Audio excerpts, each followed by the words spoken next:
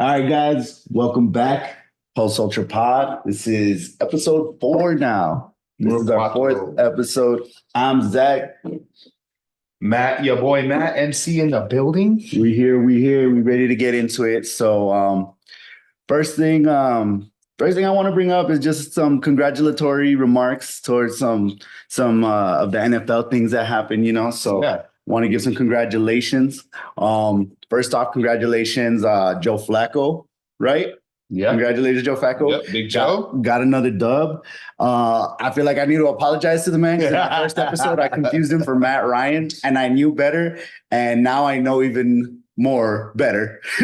More better. I like that. More better. More better. I love it. I need to put some respect on that man's name. He's getting the Browns into the playoffs, looks like, so they got another dub. So congratulations to that, man. Congratulations. I'm gonna say this one a little reluctantly, but first off, congratulations to the Ravens. Yes, Ravens and the Niners. Yeah, that's why I say reluctantly, because I was gonna let you say that part because the Niners done us dirty too many times. But congratulations to them, man. Locked up that number 1 seed in the AFC and NFC. Yeah, so congratulations to those two teams. Yeah, man. Also, congrats to the Chiefs, right? Locking up their division. Man. I'm sure my wife was happy about that. She made sure to throw it in my face because I told her that the Chiefs were going to lose last week. But it's the way the cookie crumbles, I guess. So as Zach would say. Yeah, man. And also the Lions. I know they suffered a loss, which we'll get to here in a bit, but they did lock up their division for the first time in how long was it? Sheesh. It's been a minute, man. It's been a minute that they've taken control of that division. They've been on a run. And they've been last season compared to this season, it's almost night and day, man. I think a lot of people who saw what the Lions were putting together, they were like, okay, this is going to be a good team, but they're better than good right now. They're one of the leaders in the NFC, right? You got really 4 teams that are at the top of that right now. And we're going to get more into those teams. Yeah. One of them is going to collapse and another one got a little lucky. Lions, 40 years since their last division title. No way. I didn't think it was that. I didn't think it was that long, man. 1983. That is wild. 1983 was your last division title. So congrats, Lions fans and Lions, the team as an org. Doing well, man. I mean, this hopefully is y'all's year. I know some of y'all feel a little heartbroken, but nevertheless, that's awesome. And then with Joe also getting his team to the playoffs. Yeah, man. He came in and he stepped in. It feels like 6-7 games ago, but he's been able to put together 4 wins consecutively, keep them on a good stride going into the playoffs. I mean, the next game that they're gonna play, it's even they even have a question of do they need to start everybody? I feel that with their defensive potency, they don't have to start Flacco. They can let him rest and let him be rested up for the playoffs, and they can still take a dub on that game. If they, but I don't feel they really need it at this point.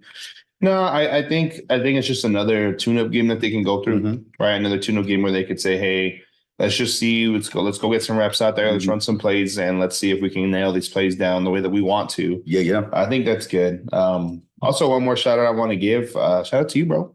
Made it through 2023, dog. Hey, man, we here. Shit, man. Hey, good congratulations shit. To you as well. Yeah, congratulations to the pod. We're getting it going. You guys, Happy New Year, man. Thank you guys for listening. Anyone that's listening and the future listeners to come, we appreciate that. This is something that we talk and wanted to get it done, and we finally got it in motion. Yeah. So it's fun to keep it going, man. Yep. 2024 is your year, is our year. We're gonna make the most of it, man, and we have to always strive for better, right? Never lost growing, man. Never lost is only lessons, growth. Baby. Oh, for sure. Never lost is only lessons in them all. Hey, come on, Jalen Hurts. It's another learning opportunity, dog. I don't know what to tell you. No, we'll get into that. Yeah. Hey, man, big win on Saturday, right? Cowboys, your boys able to pull off the dub. Did you have? You can let me know, man. Did you get some Yeah. help from the ref on that? You Like, know what, man? Like, hey, I know, and I've said it in previous episodes, like, I've been like, what's up with the officiating? Like, these officials are getting calls wrong. And like, I mean, we got help from them for sure. Like, there's no question about it. And I mean, you can do it two ways. Like, you can go about it hard and say, like, the Lions won that game and the Cowboys ended up with the W in the column. You know what I mean? Like, by all intents and purposes, Lions should have got that 2 point conversion, but when you go back, there's just so much more footage coming out and different things coming out. A couple of things that I saw, they had on the radio call, they got the call from the field that the ref reported number 70 as eligible. Never said the other player was eligible. So that's what they called. So the Lions had the opportunity. If that was a call that was made, the Lions had the opportunity to go and say, like, no, not 70, it was 63. And they didn't. They didn't correct them, mm-hmm. Another thing is even Dan Campbell said, like, well, you can't report two players eligible, So they tried to pull one. Like, I feel like they tried to it was a trick play, obviously, right? Because you're throwing into a lineman, that counts as a trick play. But they tried to be a little too tricky, and I think it backfired on them because 70 was reporting eligible the entire game. He runs up to the ref. The ref acknowledges 70, doesn't acknowledge 63. Is that on the ref? I feel like yes, like he should be the one to he has to get it right. That's his job. He's the official. He has to make sure that he's officiating the game correctly. But the entire game, they were getting some weird calls, like just weird calls. I mean, I think they called a holding on Micah maybe one time that game. Finally. And that was like something that I was like, well, shit, at least we got one. But you see like snap after snap, they don't call holding. And now you kind of have to accept it. And even Mike has commented on the fact of like, I just got to accept that I'm not going to get the call. So I just got to power through it, which is good on him to not be like, you know what, the officiating sucks, because obviously as a player, you can't really say that, Yeah. But you can, but you get ridiculed for it, right? Yeah, so that's the thing, that's the thing is like going even before, that call that, or the call that was made that, people feel shouldn't have been made. Before that, all we needed was a first down, and then we could just run out the clock. On a running play, they call a tripping penalty on the offense, which when you go back and look at it, the tripping penalty was on the defense and it was on Hutchinson. And you can see when he tries to trip Pollard and they just made the wrong call entirely. So that penalty gives us a first down. That first down allows us to run out the clock. So then the 2-point conversion and that touchdown 2-point conversion, that entire drive is nullified. That doesn't even exist anymore. We're talking about alternate realities now. We're talking about the multiverse of fucking the NFL and shit, but not like that. Well, yeah. I think to clarify, right? And I think we're in the same understanding. Like each penalty is going to help a team. No, by that's just by nature. But we have said time and time again that it's going to be is it the right call? Whether it's good or bad for your team, whether it's good or bad for my team, is it the right call? It's the right call I can respect. Yeah. It's the wrong call. In the moment, I'm like, hell yeah, I don't care if it was wrong. Yeah. But then you go back and look and you're like, that's probably going to happen to us at some point. So, and it's funny you say that because I've had, like friends of mine, like be upset when I'm like, hey, we got the call. Like, hell yeah. They're like, oh, well, it's only okay when you guys get the call. And I was like, well, yeah, that's my team. Like, I'm obviously going to root for my team. Like, if they get the call, it's like, that sucks for them. Yes. Yeah, but it's good for us, So you take them where you could get them, because there's so many times where we're like upset about calls they don't make in our favor. So it's like, it's good to get one. And at the same time, it does suck. I mean, the refs effectively like straight up fuck the Lions. The Lions now, they lose home field advantage. They can't, they don't have that going into the playoffs. And the refs kind of made it possible. They help us out. Like with one call, they just changed the whole playoff trajectory, and that's big. That is real big. So that's, I think, what people are more upset about. If this was a game early on in the season and it really had no real immediate effect, then it would be like, oh shit, the ref screwed us and that, they messed up, move on, But now it changes the complexion of the playoffs. So yeah, that's where people are a little more upset. And now I think they even said that that officiating crew, like they're eliminated from being able to officiate a playoff game. That's crazy. Yeah. So they got multiple calls wrong in that game. I think that crew has gotten, calls wrong before. So yeah, I it was like was on the first offense, they wouldn't do that. But if they're missing calls, yeah, it's been a few of them. sure. Like it's been a few of them. So they're like, kind of had it, they don't want the same issues to keep on rising, because then people start questioning not only the officiating but the NFL. Like you're selecting these guys to call these games. Yeah. And the NFL is ultimately responsible for the people that they put on the field to call those games. Yeah.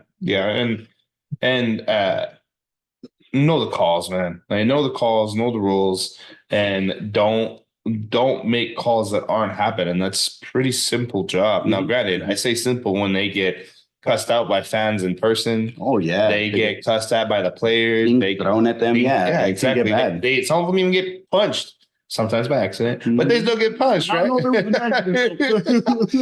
but all intents and purposes, like the refs have a hard job, but at the same time, like just like if you make a mistake or if you're even questioning it, collaborate with your other teams and say, hey, like I this is what I saw. Did anybody else see it? No, I didn't. I'm not too sure. Pick up the flag. Yeah, I'd rather you pick up a flag on a call that was not anything. Yes, than you not throw a flag on something that was something. You know what I mean? Yeah, I think it's I mean, I know this is the NFL. The NFL has it. I mean, they have it down pat. They've been, an active organization for a long time, and they know what they're doing. But at the same time, like there's a rule in the XFL that I feel is very like it can change a game. But I watched a few of the XFL games. Don't tell me the fucking you can review if there was a penalty on the play. Ooh. So if you feel like it's basically a challenge, right? So you throw out the challenge and say that there was a penalty. So if you have a team up top that says like, no, there was holding on this defensive lineman, you need to challenge it. So that way, let's say it's a third and whatever, and you don't get that first down, and now it's fourth down, you got to punt. But if you challenge that there's a penalty on the play and you go back and look at it, no, that's a penalty. Now that pushes you up. Let's say it's a 3rd and 10, but you get pushed up to 5 yards or whatever, or it's a 3rd and 5, and then you get the first down. Now it changes the drive, So that's something that the XFL did that I noticed is like, to me, I think that is it's something that the NFL could benefit from, because then you don't have the, everyone being upset about a missed call, because if if you see it and it's a missed call, then the whoever's up top in the booth for your team that's looking at the video, if they can say for sure this is a penalty, we need to challenge this. Now you can keep your drive alive, and you don't have unlimited challenges. I was going to say, do you still have the same amount of challenges? No, you don't have unlimited challenges. You can challenge. You just challenge. They give you a certain amount that you can challenge. I think it's the same. It's like 2, but you challenge that, so that way it kind of corrects it. It corrects the shift. Now that would put the responsibility on the coach and on the team to be able to say which one do we throw the flag on? Right? Yeah. Which challenge do we really want to challenge it now, or do we want to wait till when it matters? Now that we can use it for penalties. And sometimes it's like, hey, it's an early lead blowout. I need that touchdown to make this out of reach for them. I'm going to call it right then and there. And it may be in the first half, or it may be at the end of the game. Yeah, man. I saw, I think it was the Dragons, the team that Danucci went to go play for. Danucci was the quarterback for the Cowboys. He was one of the backups. He went to go play for them. They were down by like 3 scores in the 4th quarter. And it's like, in the NFL, that's like an insurmountable task, Crazy things that happen, but usually, I saw a 4th quarter comeback and they brought it within 2 points, and because of things like that, rules like that. So I thought you were going to bring up the whole kicking on 3rd or 4th down or whatever. Have you seen that? No. So what they do, and I might get the rule wrong, but I've seen 3 clips of it now. Different teams. It'll be like 3rd and 15. Okay. And what they'll do is they'll throw a pass, but it's more of a screen pass. And it's more they're going to look down everybody and make sure everybody kind of sets back. And then they'll have a player off to the right. They'll throw it to him. and he has to have enough space between him and the next player, he'll punt it over the line of scrimmage, go and catch it, and it's an automatic first down for his team. That's like rugby style shit. Exactly. Yeah. Man. Like I was like, shit. what? Yeah, that's wild. But I didn't know that about the challenge. Yeah, maybe that's an early adaptation of what we're going to see in the NFL. I mean, hopefully they adopt it, and I feel like it'll chill out the fan base to be like, okay, well, oh, we saw it, and it's like, okay, challenge it. Now you get the call. Okay, cool. It relaxes people, and it takes pressure off the NFL to not have to respond for all the bad calls that the refs make, because they can make a lot. They can make a lot. Yeah, they can. And again, it's all about interpretation, but there's a reason we have a review booth, right? Yeah, and I mean, just to wrap up that Cowboys Lions game. The one thing that I will do is give credit to the Lions for is the fact that they went into play the Cowboys at home, and they gave us probably the closest game that we ever had at home. We were blowing out teams at home, and I mean, we could have lost it. We should have lost it. We did it, but they went in there. They went on the road, and I mean, I think it was. I think Dan Campbell tried to flex a little too much. He was going for it on fourth down. Like it's like he was playing Madden. He was just like fourth down, let's go. Fourth down, let's go. Fourth down, let's go every single time. And it kind of bit him in the ass a little bit, But there was the fumble too. CD fumbling out of bounds, touchback. You guys left two on the board. That was something that was a little rough. But credit to the fucking Lions for playing us real hard. Like, and that was having the guts to do it on your own 30, to do a fake punt was insane. And then get almost halfway down the other side of the field. Oh my God. Yeah, that was nuts. I was like, and I'm just that type of every time I see a punt, I'm like, watch the fake. Watch the fake. I don't care where it's at. I'm like, watch the fake. And I thought it in my head. I'm like, watch the fake. And I'm like, nah, they're not stupid enough to do that. Not at their own 30. There they go. Well, shout out to your boys, man. I'm happy that they got the dub. I'm happy in the sense of like two of us beat them from the NFC East. We beat that leader. But at the same time, like, it looks like you guys pretty much have all but sealed up the NFC East. We'll see what happens in this last week. I'm jinxing you guys on purpose, so I hope you. Yeah, I mean, you guys helped us. And I saw that game at the same time that I was watching the other game that was going. Well, there was so many morning games happening on Sunday. It was ridiculous. There were so many early games. So it was kind of, back and forth trying to keep track of everything. But yeah, I was watching that game at the same time that I was watching the Ravens Dolphins game. Yes. But yeah, I did not expect the outcome of that game with the two birds. The Bird Bowl? Yeah. It was awesome. We went to the same what's it called? The little bird bath, and we just we got the worst of it, bro. We got the set, like it was so frustrating being an Eagles fan, right? Eagles fan right now. I feel like right now you have to be. It's so frustrating, and it's like it's some of the things that like as a Cowboy fan, as an Eagles fan watching Cowboy fans, right? Because our just so you guys are aware, we introduced our names today, but we are family, and just like growing up as a family member of Cowboy fans, like you guys seeing the frustrating calls, the decision making, things that you guys have done, and now it's just our turn. It's our cycle, right? It's just so frustrating, right? It's heartbreaking seeing a team that doesn't even really look like they want to be there. They don't even look like they want to be on the field together. I said it last week and the week before. AJ Brown is right now a cancer. Yeah, he looks dejected. He looks completely removed from the entire team. Like yes, dude. He got the first pass. I think one of the first one or two passes of the game. He received it, and he was hyped. He was hitting his helmet at the end of the game with the Hail Mary, which we'll talk about in a bit. He sat on the end zone and was just like, took his helmet off and just sat there. I saw one of his teammates tried to come and pick him up, and he just kind of ignored him and was like, nah, like he was. I feel like. I just feel like this in general, but don't sulk in the moment, man. Because if you sulk in the moment, whatever it is, you sulk in that moment. You take that loss and make it your mind state. Like it's harder to move forward.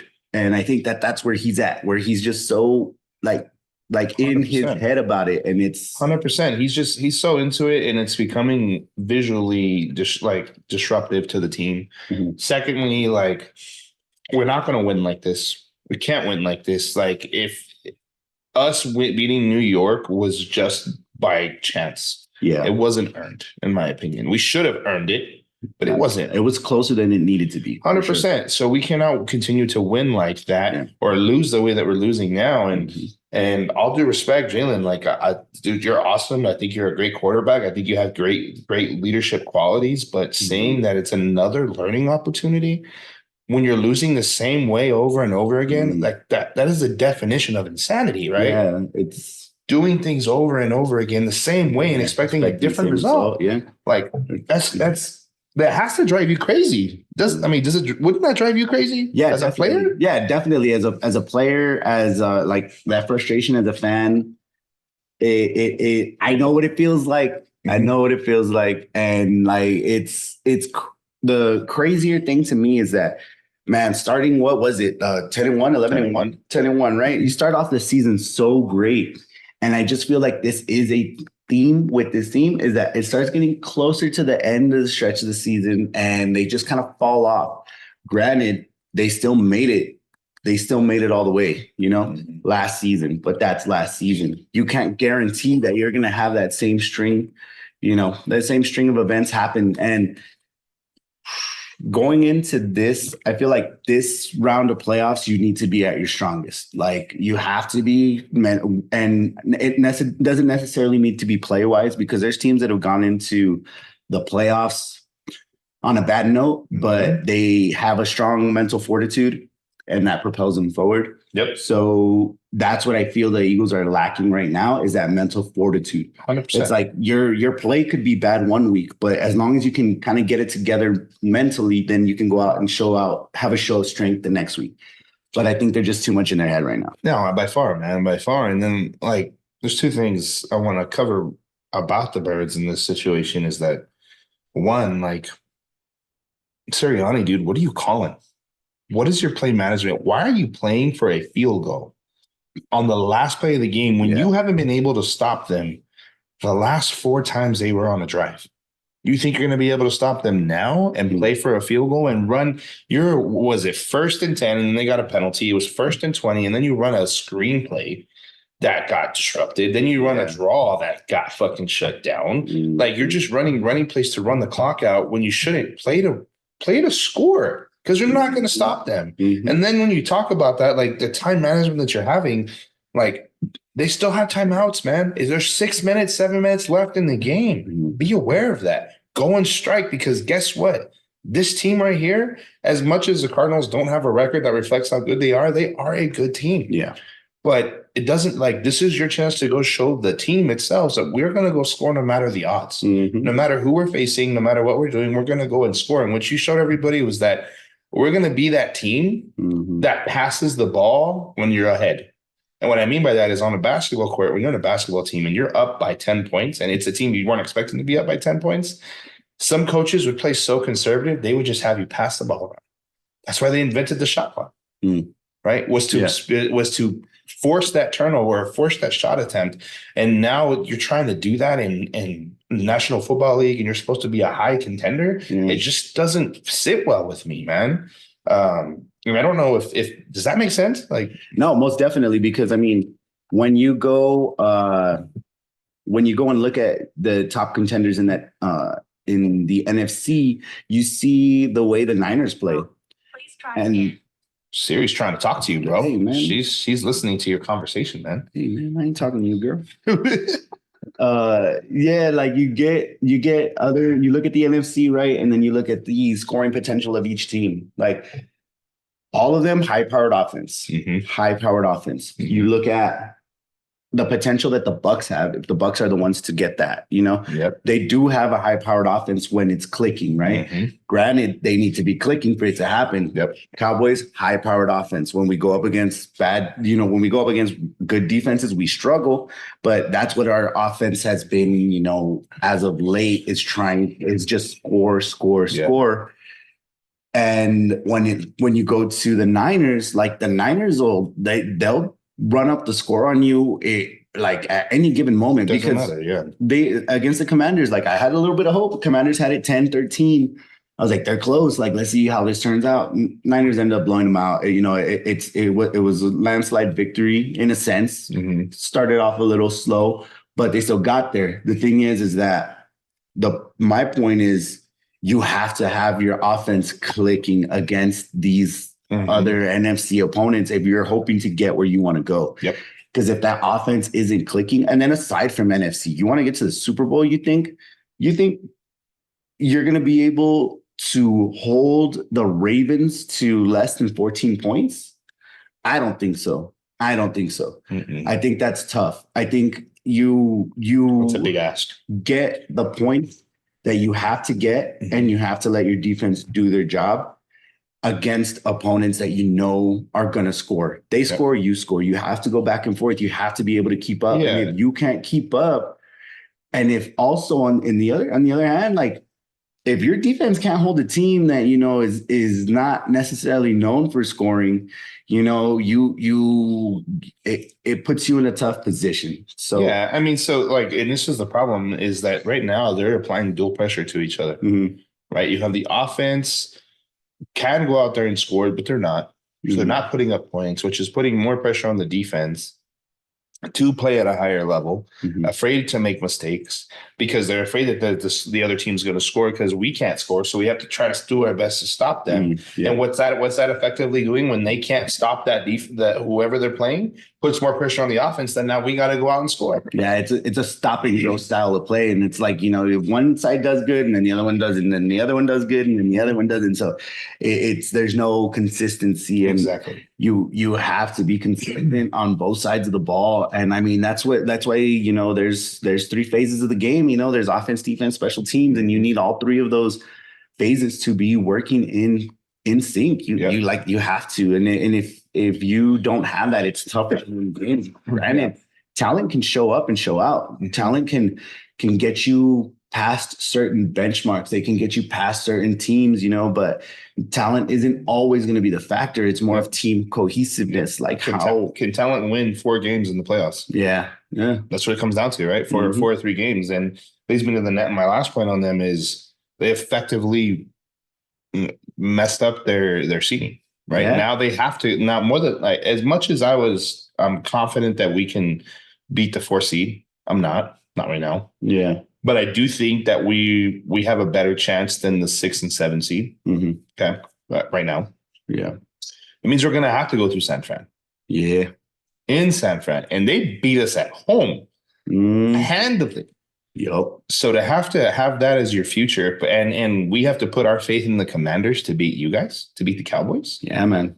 Like that's a very uncomfortable spot to be at this point. And it sucks because we're playing at the same time, right? I think you guys play at 2:25. Yeah, it's gonna be that afternoon game, right? Afternoon game, that mid-afternoon game. Let me validate before I open my mouth. Right. Yeah, 2:25 Sunday for both of us. Yeah. It's not like we can wait and see, like, hey, should we really play this game or not? Because Cowboys win or Cowboys lose, they can still take the division if we do not win. Right? It doesn't matter it really doesn't matter what happens in your game. As long as if we lose, it doesn't matter. So for me, you effectively messed up your seeding. You now have to go through San Fran, and you're going to go through Bucks, San Fran, and more than likely the Cowboys. And guess what? Every single one of them is away.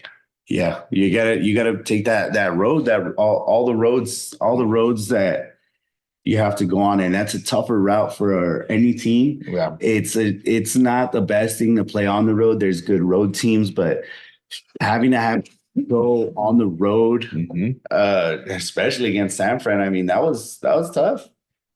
That was tough when we had to do it, and that's just the way that team has structured themselves. San Fran is like, you play us at home, we're gonna win. You know, I feel like they're the newer version of like you guys and the Niners are the newer version of the Legion of Boom, right? When you would go play in Seattle, you'd be afraid to go play. Seattle, man. Well, yeah, that there's stadiums that I feel like you do not want to play at on the road, and the one of them is going to be Arrowhead.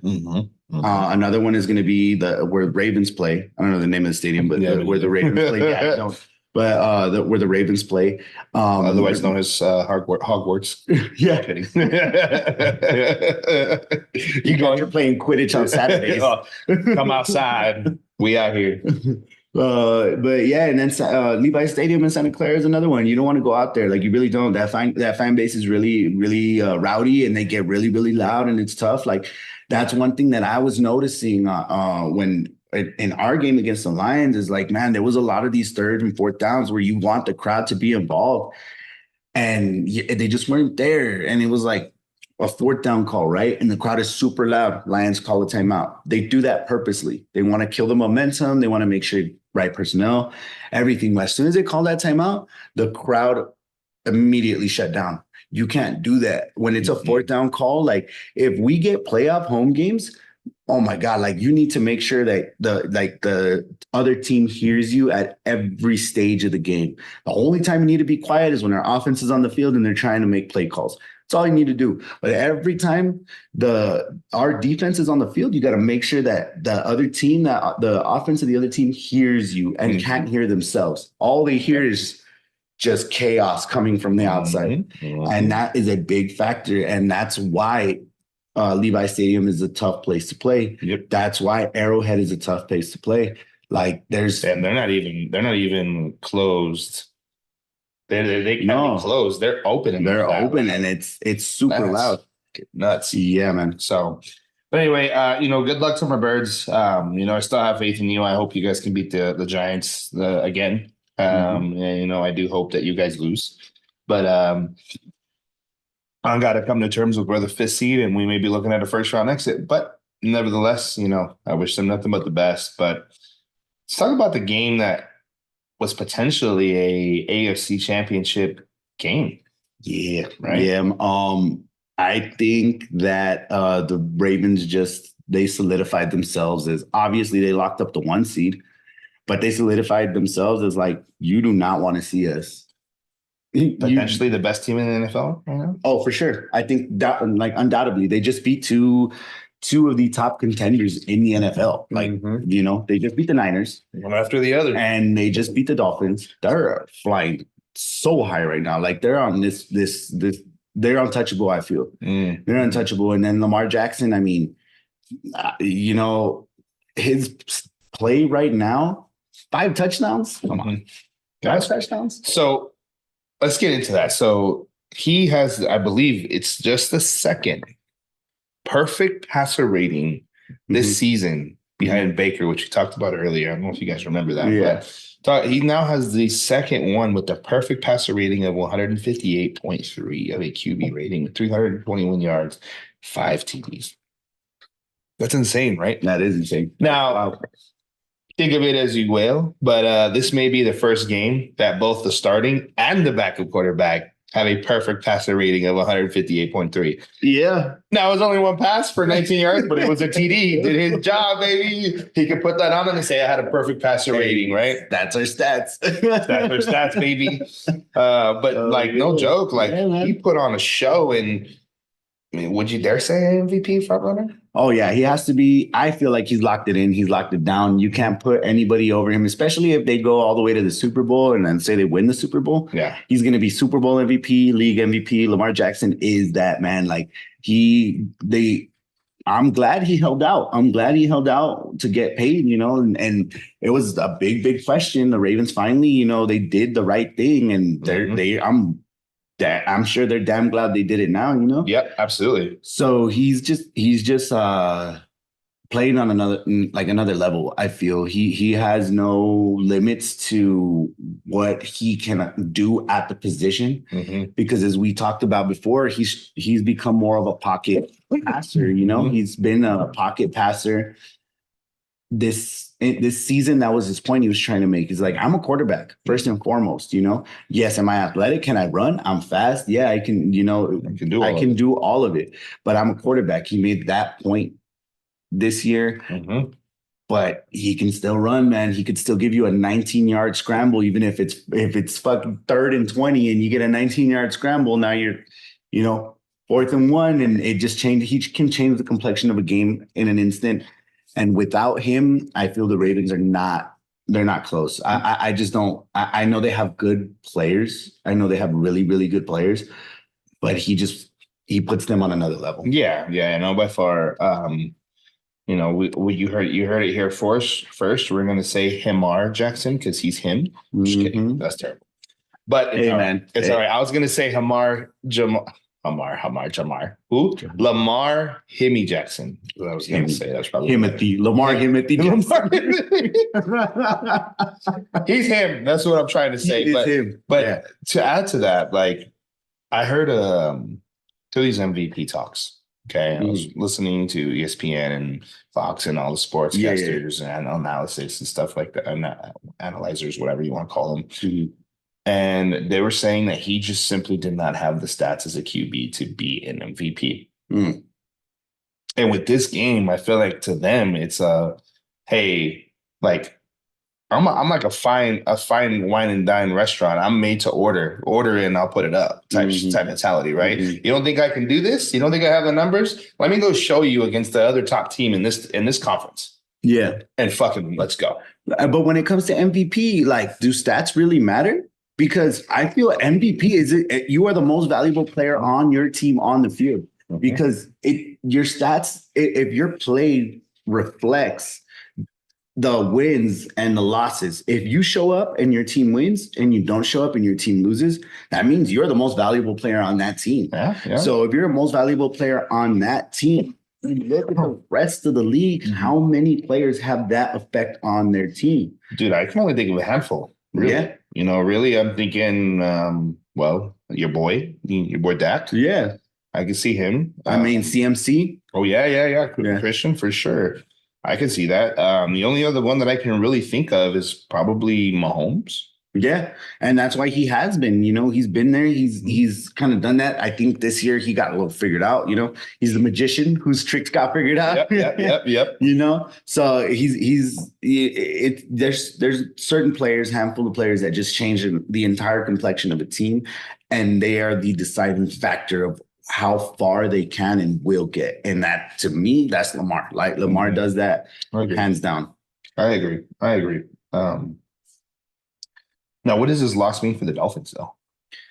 I think this means that they have to win against the Bills. And that's for more than one reason, but they have to go and kind of just, re-solidify themselves and let themselves kind of know, like, hey, we are a good team. And they lose to the Bills, and we're going to get into picks later, but I just feel the Bills have an upper hand. I think Allen is the first. I want to get this stat right, but I think he's leading the rushing touchdowns for a QB this season, and that's ahead of Lamar. He's leading the league in rushing touchdowns. I think he has like 8 as a QB. I think it's a little more, if I'm going to be honest with you. Yeah, I could have sworn it was 8. It might be a little bit more, but that's where I feel the difference comes in. Tua is a dime dropper. Tua can make some amazing plays. But man, if that O-line doesn't hold up the way he needs it to, then he's cooked. Jalen and Josh are tied with 15 touchdowns. Jalen and Josh tied for 15 touchdowns. Okay, no, the stat I saw was, I think it was a yard more, like 15 yards or more. Oh yeah, by far. Yeah. By far, Allen puts that team on his back. Jalen doesn't have the legs he did last year. Yeah. So I saw him get outrun by a was it a CB? I think it was it was a CB coming from the side. He got chased down in the backfield and had to slide. And that DB was like, I got you. Anyway, sorry, keep going. But no, that's what I'm saying is, like, I just feel that the Bills have the Dolphins number. I don't know if the Dolphins can pull it out, but they need to. That this loss for them, it's like it's a punch in the gut, because they are the potential 2 seed, right? So, or did they lock it? I think they locked it. I honestly don't know. The who's in there? No, nobody else in there. Yeah, I think they locked in the 2 seed. Yeah, so they're 2 seed. They want to go in with this confidence that, like, yes, we are the 2 seed. We are the number 2 team in the AFC. Well, technically they didn't. Chiefs win, Dolphins lose. Chiefs take the second seed. That is wild. Because wasn't there another one we were talking about earlier about the Colts and the Chiefs, and if So yeah, right? definitely. So the Chiefs win and Miami loses, Chiefs take this is the number 2 seed. However, if the Chiefs lose, if Jacksonville loses, there is a chance that Indy will actually slip into the 3rd seed and Kansas City can slip to the 4th. So like there's a lot of things still in the mix. Yeah, this is where the dance starts happening, right? Like this is where there's like if you're locked in, you're locked in. But man, there's a lot of things that are up in the air, and there's crazy things that have happened in the NFL in the past, man, especially when it comes playoff time. You know, so it's something that, you know, the Dolphins, I feel they can't afford to lose this game against the Bills. They can't. But also the Bills don't want to lose this game. They do not. They're running with a ton of momentum. Yeah, I like that's why I'm saying I feel the Bills will handle this game. It might not be a big win, but it's going to be a win, and that's what I feel. But the Dolphins, they can't afford to lose. I mean, they're going on a 4-game winning streak right now, so you know, good luck to the Bills. I think if you guys were to copy the Ravens defense and how they played them and how they locked, you know, restricted Hill, right, to only 76 yards on 6 catches, you know, and keep an eye on Tua. Tua starts off hot. Tua starts off real hot. He was throwing dimes in this game at the beginning of the game, in between all the Ravens defenders, like if they weren't there, and then just cooled off, man. And that's 2 games in a row where the Dolphins haven't been able to get that game to Tyreek on with against the Cowboys. He really didn't have the catches and the yards until the 4th quarter. All the 3 quarters of the game, we were able to lock him down for the most part. And then he had a really big 4th quarter. That's where his yards came from, really late, but it took them a while to get him involved. This game, like they just the Who was Ravens, on it for you guys? Was it Bland or was it Gilmore? It was a switch between Bland and Gilmore. There was times where Bland would be on him, Gilmore would be on him. They like to do that. They like to switch on. That's a good matchup for Bland, I feel, because Bland is fast, but he's smaller. So I think that's a great matchup for him. Yeah. Compared to like Megatron. So yeah. Well, the thing about Bland is that not Megatron, I'm sorry. Metcalf. I was like, Megatron. Megatron back. He's retired. It's like he got the all spark. He's back. so like the thing with Bland, man, is that I mean, obviously he made NFL history this season, you know. The thing about him is that it's the same like I guess I don't want to say complaint, but like that the hole in the game that he plays is the same hole that Trayvon had when he was playing, you know, same position, same guy, you know, like they've been able to they doing the same things. If I feel that if Diggs started this season, Bland isn't breaking these records, bro. He's not. Trayvon's breaking those records. But Bland is that good of a player that he was able to step in and step up. That's something we didn't expect as a team, but it happened. And it's like, I give kudos to our quarterback coach. He's built up a pretty good secondary. So with the hole that in Bland's game as Trayvon is like, man, when they're making plays, they're making plays. But when they get beat, oh my God, they get beat ugly. They get beat for like 60-yard passes. They get beat for fucking house calls. Like it's rough. Like it's either they're making a drive ending play, they're making a turnover or a turnover for a touchdown. And when they can't make that play happen, it's like that over aggressive mentality where it's like, man, if you throw that haymaker and you miss, you get caught for that uppercut, and now you're on the floor, you know. So that's the hole that I see in Bland's game. Like, man, I'm so glad that we found that talent there when we needed it the most.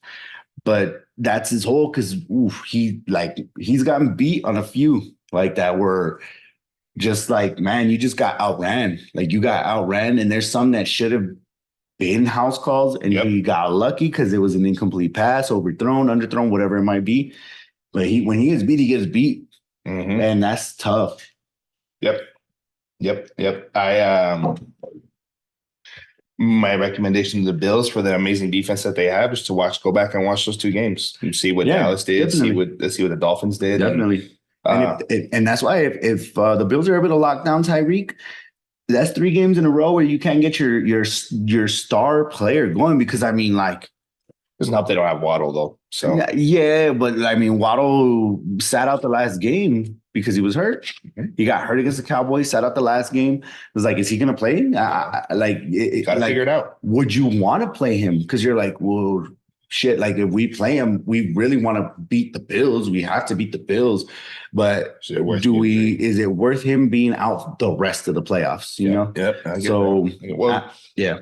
I wish the best of luck to the Bills. I really would like to see them win. I'm a Josh Allen fan. And you know, I wish he. And there's actually one more thing that I wanted to congratulate for towards the end of the season is congrats to Lamb, bro, becoming the number one receiving yards in a single season by any Dallas Cowboy Yeah, receiver? he beat out Irv. That's crazy, Yeah, man. man. And then to do it on that game. Like that was cool to do it in that game. That was pretty awesome. Yeah, that's one thing. That's another conspiracy theory is that they couldn't afford to have the Cowboys lose the game where Jimmy Johnson got in the Ring of Honor. And actually, now that we're on that topic, let me congratulate Jimmy Johnson on finally getting in the Ring of Honor, bro. Like, I feel like finally the curse is broken. Yes. Like I just, Jimmy Johnson is the reason why we have the majority of the Cowboys fan base that we have. You know, Jimmy Johnson he was a coach that was about winning mentality, and he made sure his players had his trust. He gave the trust to the players. He took a team that was the worst team in the NFL the season prior I think, right? Turned it right around and then went ahead and, got those Super Bowl wins. And yeah, it was emotional, man. Like as a Cowboys fan, I was watching the team get inducted, talking, and then not only was he was speaking to the fans, but he was speaking to his triplets, to his QB, his running back, his receiver. That was a big moment, and that's why people are like, well, the Cowboys had to win that game. That's why they got that call. And it's like, there was a lot of calls. Yeah, there's a lot of calls. I'll keep it, 100. I thought it was super cool. And then to hear, I didn't know, I'm gonna be honest, I didn't know that saying, which is what? How about them Cowboys? I didn't know that came from him. Like that's dope. Like, yeah, like that's super dope to see that. Super dope for his players to get excited more than he was. Oh, yeah. Oh, they were hype. And we'll talk about why it took so long to get his name in there and how much time it took Jerry to get over whatever he was going through with him. Yeah. But nevertheless, that was a great moment. And then to have it in that game and to have CeeDee Lamb break Irving's record, that's awesome. It was a Cowboy night. It was a Cowboy night. There was a lot of good things happening for the Cowboys. That was the only NFL game. It was a Cowboy day. That was good for you guys. But yeah. All right. So before we get into next week's prediction, we got to talk about last week's prediction and how did we do? How did we do, Zach? Why don't you enlighten us? I don't know. I blacked out. Oh, okay. We're not talking about New Year's Eve. Yeah. Actually, we kind of. I'm still recovering, by the way. No, but yeah. We can go through it. We can go through it. So I'll say what I got, and then you can let everybody know what you got. I was right on 11 out of 16 picks. Yeah, I was right out of 10 out of 16. One less. And when we lose the week in the NFL on predictions, you already know how that goes. Yep. So, I'm about it. Well, what's up? What do we got here? We got some Jack Honey. We got some Tennessee honey up in here. Okay. Oh, and I think the loser takes 2 shots. Is that right? It's two. Hey, I ain't scared. I probably had more in this cup than I. That is a fact. That is a fact. But speaking of which, while I'm pouring these, what's I know you probably have a ton of resolutions, but what's maybe a resolution that you have for this year?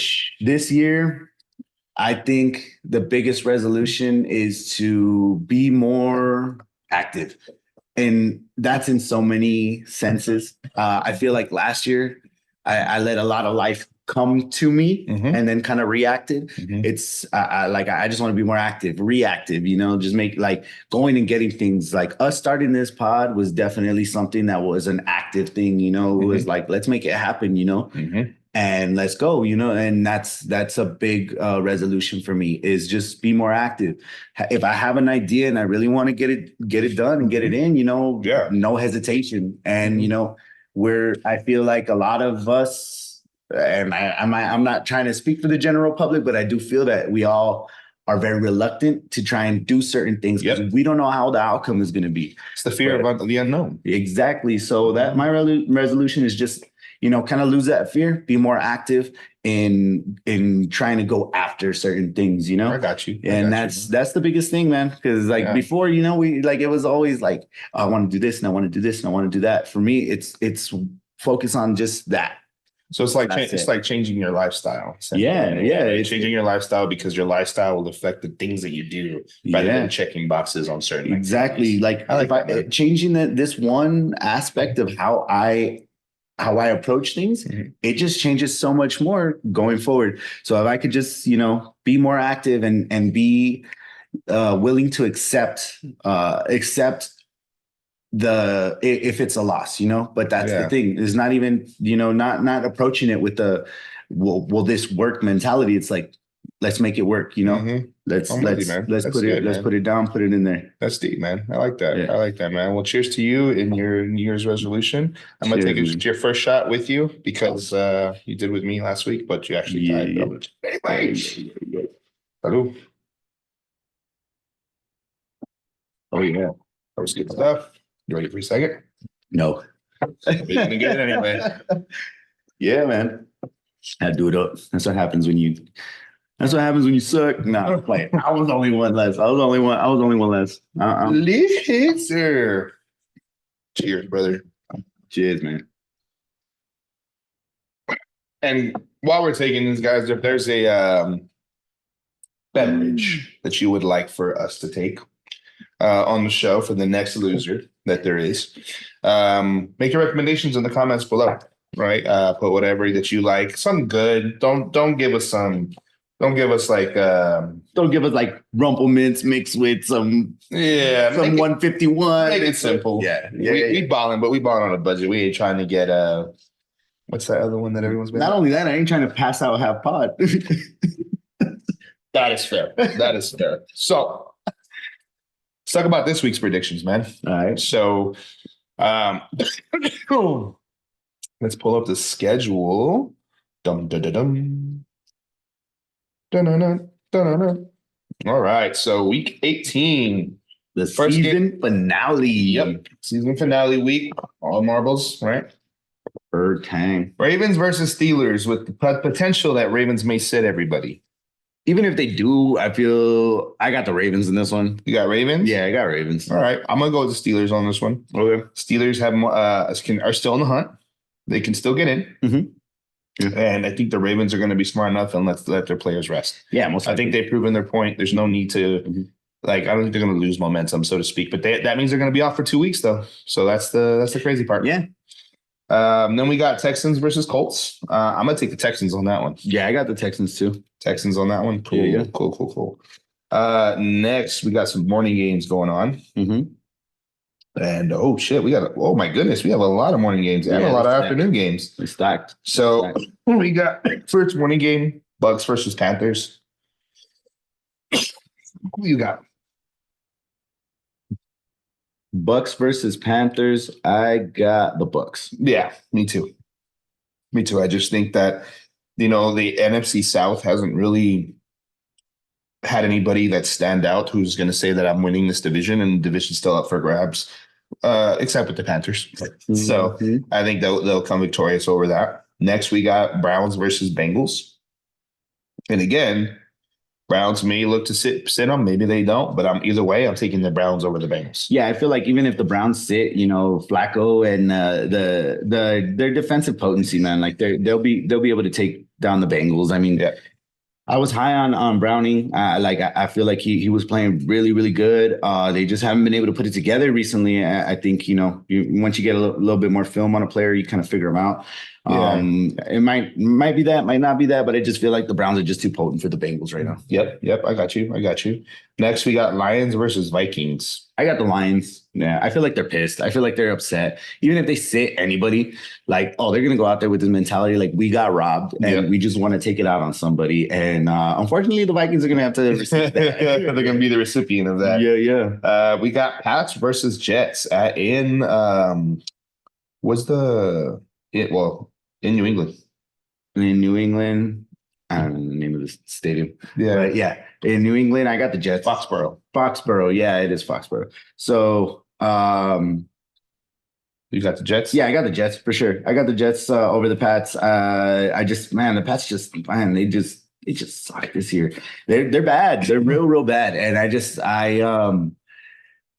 Jets have been hit and miss for me. Mm-hmm. So they've done me good. They let me down, but I'm gonna stick with the Jets. I'm gonna go Patriots on that one. You go Pats. I'm gonna go Pats at home. I think they're gonna want to end with the win. Mm-hmm. Next, we got Saints and Falcons.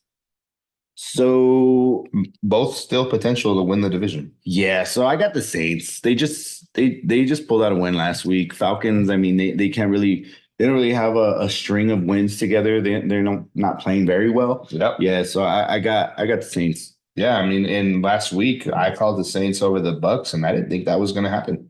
Realistically, I called them, but I didn't think it was going to be as convincing as it was. It was 20-0 for the longest time. Yeah. And that's the thing is like, they're able to pull out that win against, a team in their division that was, by all intents and purposes better than them. Mm-hmm. And they pulled out the win. So yeah, the Falcons, I think they're out of that. Cool. Saints all the way. I'm going to say, so I say the Saints as well. Next game, we got Jags and Titans. That's the last morning game. Mm-hmm. Yeah, I got the Jags on that one. 100%. I don't think there's any debate on that one. Kicking off our afternoon games, we are going to go first with Chiefs versus Chargers. I got the Chiefs. Even if for whatever reason they have to bench any players, injury purposes or whatever, I just feel like, man, the Chargers are just not in a good place right now. Chiefs are going to take that game.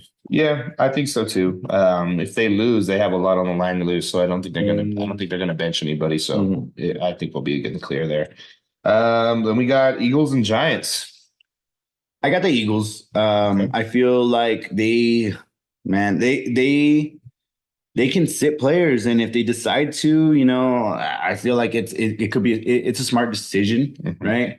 You're not going to gain anything necessarily by beating the Giants, and anything more than what you already have, like solidified. But I think they're gonna. This is my prediction: is I think come halftime they're gonna make a decision whether they're gonna rest the rest of the game or not. And the reason I say that is that they're gonna be looking at also what's going across the nation, right, on the other side of the U.S. Or no.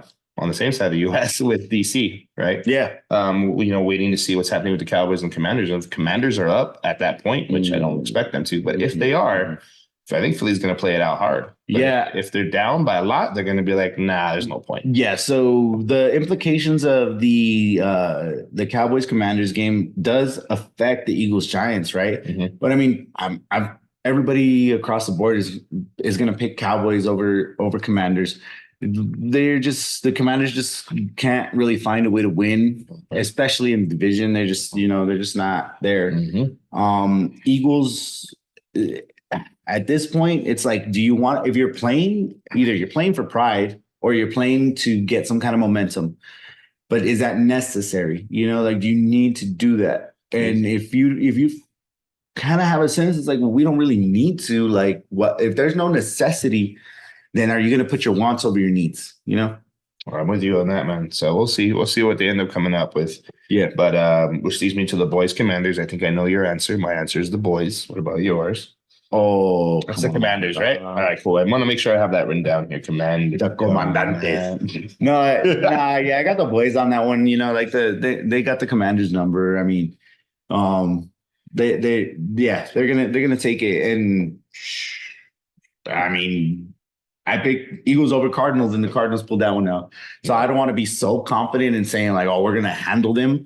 But it's like, we got to approach this game, a little seriously, kind of make sure that we don't go in there acting the way we did when we played the Cardinals. Yep. like acting like, oh, this is a for sure win. If we're gonna go out and play, go out and play. And as long Yep. as we approach it with that mentality, we'll win. That's Yep. that's it. I agree. I agree. Um, Now another birdie bowl. We got the Seahawks and the Cardinals. I got the Seahawks over the Cards. For me, man, I'm okay. I'm gonna go with the Cardinals. Oh, you're just saying that because they just beat your ass. I mean, yeah, but no, I'm going with them because, like I was saying earlier, I think their record doesn't reflect on how good they really are. But two, um, I think that conspiracy theory. Oh, I think that Cardinals are better than Seahawks. no, that Murray is trying to keep his job and trying to stop them from getting an early pick to replace him. So they won't. Well, I mean, that's a conspiracy theory, but I don't think they're going to replace. I mean, I don't think so either. But I mean, he's literally fighting for his job, and not in the sense that it's his to lose, but I'm saying it's like his to gain because he can control. He gets another win that he's not going to be at the bottom. But nevertheless, We will find that out. we will soon find out. enough. Seahawks, I mean, you said, right? yeah, I got Seahawks. Awesome. Bears, Packers. I got the Bears. Yeah. I like Justin Fields, man. Like I want him to do good, and it sucks because man, when he does bad, like they beat him down, man. Like a lot of people just they let him know, like, hey, you suck, and he doesn't suck. Like he's a good player, you know. There's facets of his game that he needs to kind of hone in on, but he's a good player, and he's a very passionate player. He's one of those guys you kind of want to root for, and when he does good, it's like cool. And I feel like they've been down on him very much, but I got the Bears for sure. I hope he has a good game. I'm a Bears fan right now. There is still a chance that the Bears can make the playoffs. It takes a whole lot to happen, but there is still a chance. But I'm gonna take the Bears, and that hurts me because Love is my boy. Right? Yeah, Love is and my boy. honestly, man, like I when I have a chance, I'll pick against the Pack because the Pack they've done some things, done some things to hurt me emotionally. Yeah, yeah. Yeah, the Packers live rent free in my head, and most of it is because of Aaron Rodgers. 100%. And yeah, so when I have a chance to pick against them, I do because Okay. man, Okay. I'll keep Rodgers in your head. I'm gonna ask you a question at the end of this. Broncos and Raiders. Who are you taking? oh, I got the Raiders. Raiders Yeah. again? They let you down last week. It's fine. They lost by a field goal. They lost by a field goal. I'm a big believer in Antonio Pierce, and I know he was a Giants player, and Giants are rivals. But like what I love to see and what I really appreciate is when like people are put in positions that call them out, and they're like, "Hey, this is your responsibility now. Like you got to take control of this. Can you not?" And he's really stepped up for this team because he believes in his team, right? And I mean, as a head coach, you expect that, but I feel like it's different when you're a head coach that's hired as a head coach. Yep. He was not hired as a head coach. He had to assume the responsibility. Yep. And he had to, So he had to be a different type of leader for his team instantly. And he has adopted that. He's taken it in and he's been there for his players. And I am a big time fan of player friendly coaches. He's a player friendly coach. Got you. And that's why I'm gonna pick the Raiders, man. Like I'm not a Raiders hater by any means. Like I think they're a team that's good for the NFL. And when they do good, it makes the rest of the NFL good because you want those gritty teams. You need those gritty teams. Yep. And that's where I stand on them. Yep. I like them too. I like the coach, but I'm gonna go Broncos. Yeah. I'm gonna go Broncos on that. Keep in mind, Russell is gonna be benched for this game. It's all good. It's all good. I have faith. I have faith that the Broncos will come up top. I mean, last week they had a pretty decent win. By the way, on the we'll get through these picks, but I got like some comments on benching Russ. All right, that's cool. That's cool. I'll dig that. Rams versus Niners. I feel the Niners are gonna sit their starters. They don't want to risk an injury to McCaffrey. He was, he had a little scare, came back, but I'm gonna pick the Rams, man. I'm gonna pick the Rams because the Rams are gonna want to beat them. Like the Niners have had the number, They're gonna want to come out strong. I feel like the Rams. I think regardless, the Rams need that win because the Rams need to win to stay in the playoffs. Yeah. If they lose, they risk sitting out. So, and last but not least, I think we're both on the same page with this. Bills versus Dolphins in Miami. Yeah, Bills for sure. Yeah, by far. All right, cool. Yeah, that's dope. Well, I think we have one. I got three, two, three, about four. I got Broncos, Raiders. Oh yeah, I didn't mark that one. Seahawks, Cardinals, Jets, Pats, and Ravens, Steelers. Yeah. Yes, sir. Now let's talk MVP. So I think we said it earlier, but who are your top three picks for MVP candidates? Yeah, top three. Lamar, I think he's locked in. I feel like he has to get it. And if he doesn't, it's only because they're expecting him to be Super Bowl MVP, you know? Okay. So that might be the only reason. But beyond that, like, I feel like Lamar has to take it. Like, he just had 5 touchdowns in the last game against a top NFC opponent. Or AFC opponent. So, you know, he kind of proved he proved who he is. He is that man. He is him, and that he's the MVP locked in. If it's not going to be Lamar, it's got to be CMC, Christian McCaffrey. That dude he's a beast, man. He's a beast, and when he does good, his team does good, and when he does bad, you know, they don't do as good. So, beyond that.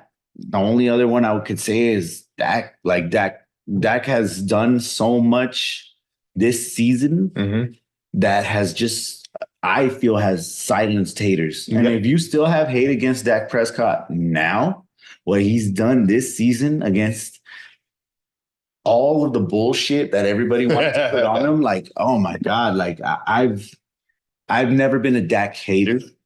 I've never been anyone to say, like, we need to replace Dak. And the reason being is that, one, he's a good-ass dude. Like, he's a good representative for not only the Cowboys, but for the NFL. He assumes that responsibility. And when he has had to show up, because when he came in last season after the injury and he threw all these interceptions and everybody was like, oh, well, all Dak needs to do is throw a pick and the game's over. And it's like, well, he was trying to, for me, he was trying to make up for lost time. He was trying to make plays happen and he couldn't make them happen. And so he was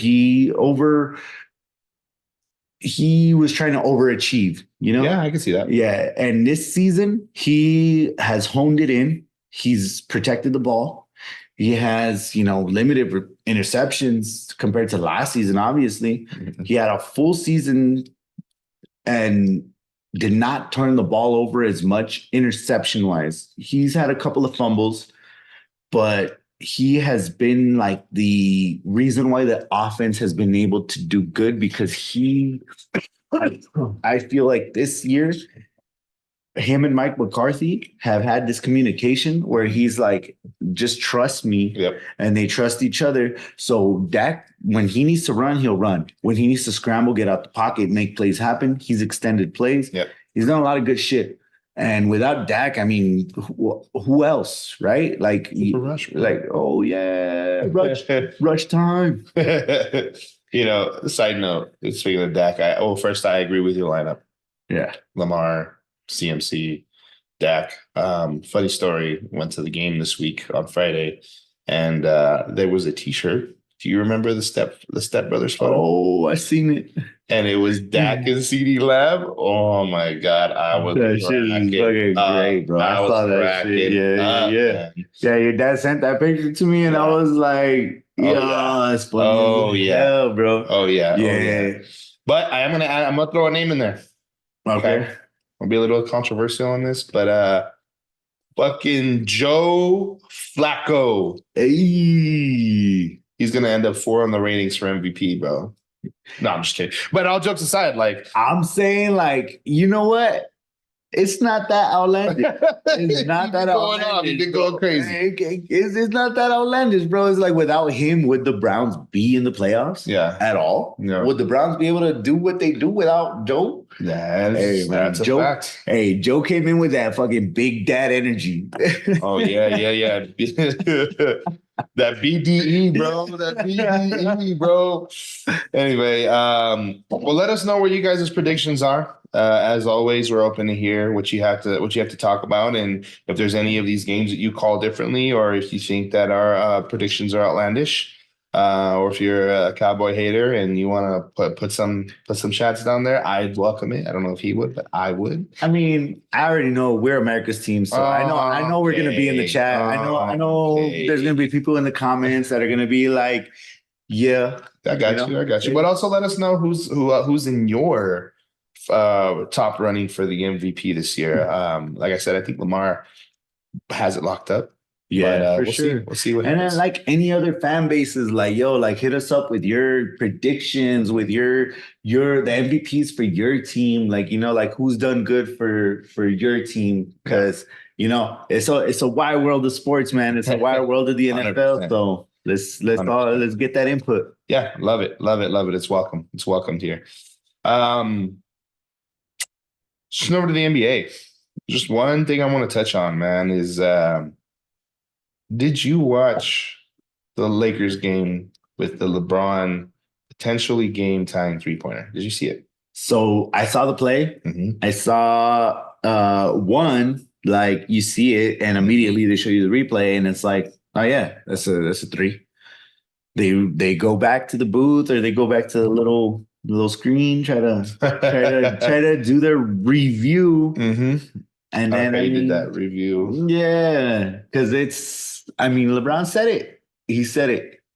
It's right there. He's telling the ref, like, look at that, Beyond that, he's like, why do we have instant replay? The instant replay is going to get it wrong. Like, if you're trying to take something from me, don't give me the opportunity to try.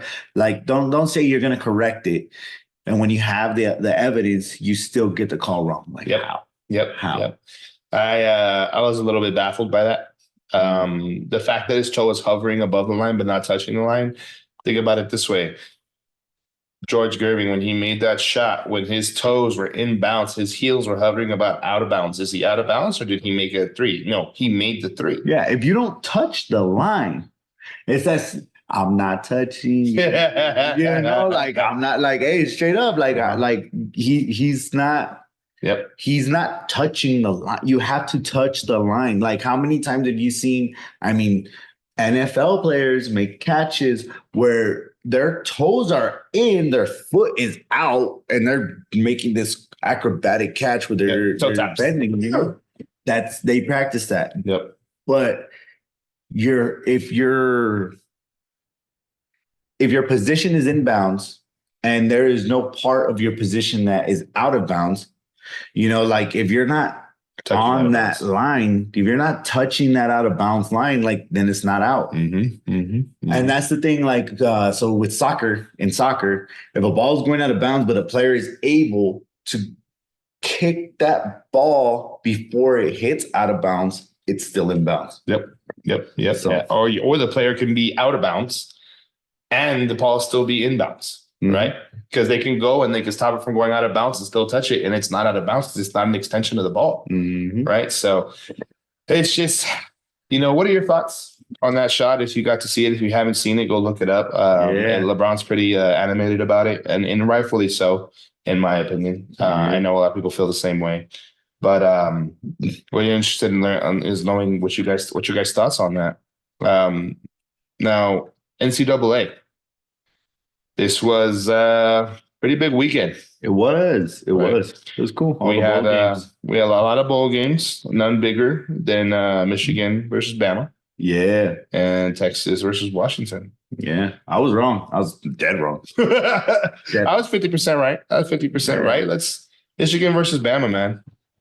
Oh, that was a good game. It was a good game, man, and it's a big win for Michigan. And I mean, I picked Bama, Texas, because I just wanted Texas to beat Bama in that fashion, to be like, yes, we are better than you. Not just in the regular season, but in the championship. Yeah, in the championship game, I wanted that statement win for Texas. Mm-hmm. I felt like that's something that the university needed, man. The program they like that kind of a win it speaks so much to what they've been able to do this season. Yeah. And I mean, not to take away from what they've been able to do. I mean, they got back to the glory days, and they're going to continue that. They're going to. But when it comes to Alabama, Michigan got their win. Good good win for the team, the university, for their program. That's really good. And also, like, thank God we didn't have to see Bama in a championship game. Yeah. I agree with you on that. And one thing I want to call out for Michigan is that they are now the top school to have the most official wins. We knew that.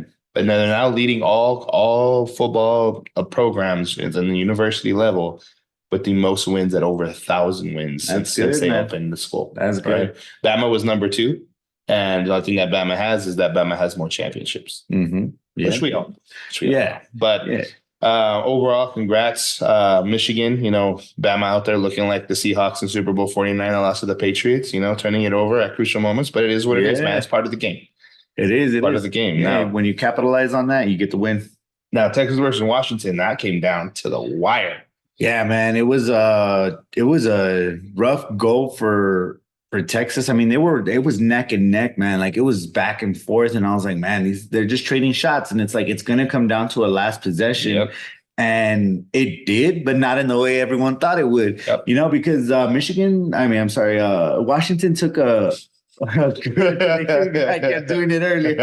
Yeah, so Washington took a good lead, man. They took a 2-score lead, you know, and it just kind of looked out of reach for Texas. Like, it's just like, man, like, damn, that sucks for them to go out this way. Yep. But here comes Texas, man. They get the scores they need, and they're within one touchdown to be able to win the game. And it was like an odd sequence of how it all went down. Yep. They had multiple opportunities, and then they even got gifted another set of downs to be able to, you know, make it happen. And they just couldn't, you know. I would say questionable calls. The running back was having a good game, and they wanted to get him the ball. You know, get the ball to your key players. Yep. They tried, it failed. I feel like at that moment, that was too predictable, and they just didn't take the opportunity to, you know, kind of flip the game, you know, flip the script on what the defense thought you were going to do.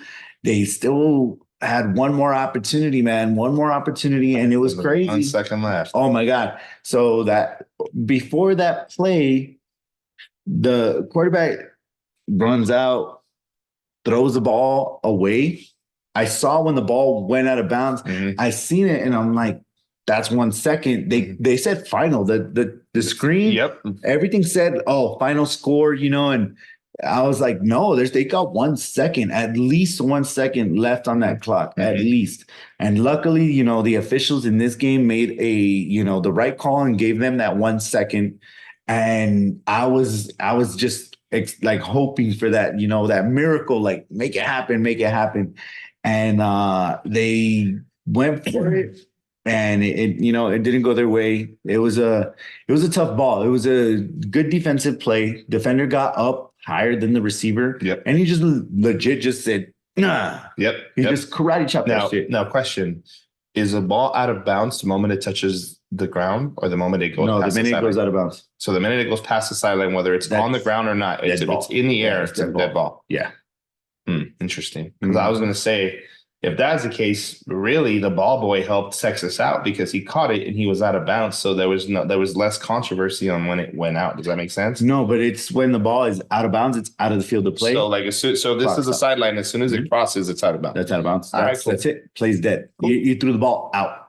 Got it. If he would have like lofted it and it was just like, it's not dead until the ball crosses the out of bound line. So if that's the case, then why is it inbounds when a player can stretch out of bounds to catch it? Because you're still in the field of play. Like, your body's in the field of play. You're catching the ball. When you're calling the play dead already. Got you. Okay, cool. I get it. So it's in the intent with the ball. Got you. Right. Yeah. The intent of throwing it out versus throwing it for a player to try to catch it. Understood. Cool. It's the same as like calling a penalty or not calling a penalty because the ball is uncatchable. Yep. Ball might not be out of bounds, but it's way over the head of the receiver. So you can't call a pass interference either way because the ball's uncatchable. Yep. So look, man, I'm gonna make the prediction now. I'm gonna say Michigan over Washington all the way. Yeah, I got the same call. It's just I just feel like Michigan's what won them the game against Bama. I feel it was their pass rush, man. Like their defensive line was just getting back there, like making sure the quarterback knew that this isn't going to be easy for you. Like we're going to be in your face, we're going to be on your ass the entire game, and they made that known. And as long as they can keep that going into this game against Washington, yeah, there's no way. I mean, Washington's QB, their receiving core, stellar, man, top tier. Oh yeah, they make shit happen. They make shit happen, and when they do is big, and it counts, you know. But if Michigan's pass rush can get there, you disrupt everything. You disrupt that entire game plan.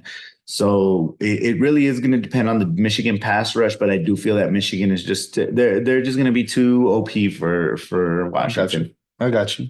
Well, let us know your thoughts on who you guys have predicting winning the Washington versus Michigan game and the championship game. We're interested to hear what you guys see, and interested if you guys want to join us on that loser takes a shot. Fortunately for us, we both get Michigan, but so if we both lose, we both take. I mean, if Michigan loses, we both take a shot. Yeah, so I mean, join us on that. Send us your clips of you taking shots if you guys call the wrong team. Now, FSU blowout. Was it a blowout? They lost, right? Okay. It's a blowout. Yeah, your team didn't show up to win, and they didn't show up to win on multiple levels. They had, I believe, 9 starters sit out the game for draft reasons. You know, That's fair. They don't want to get injured. Their future. Yeah, they don't want to get injured, and they also had 16 players sit out because of portal transfers. Like they were entering the transfer portal, and like that's almost an entire starting line. I don't know how many of the 16 were starters, but at least 9, those 9 for sure were starters, right? So they sit out, they don't play, they have these other 16 players not start. I mean, they're effectively it's a forfeit. It's a forfeit. You think about it this way: the quarterback and 9 other players, that's 10 players, right? Yeah, that's 10 out of 22 total starters. Yeah. So that's something let's say they have everything that they need minus their starter, it's a competitive game. I feel it would be a competitive game. Granted, Georgia's a good team, but it would be competitive at the least.